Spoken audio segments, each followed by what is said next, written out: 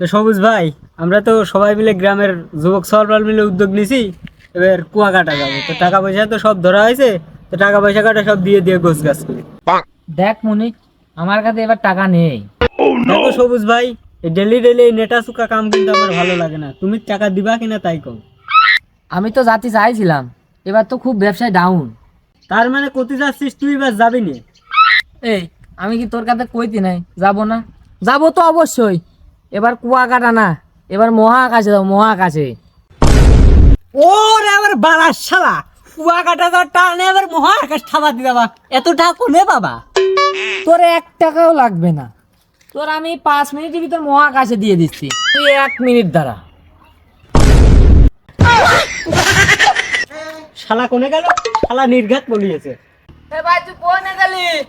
এদিকে আয়, এদিকে আয়, মাল রেডি। তোর 2 বাড়িতে মহাকাশে পাঠা দিচ্ছি। শালা নির্ঘাত মাল তো। শালা পিকনিক এবার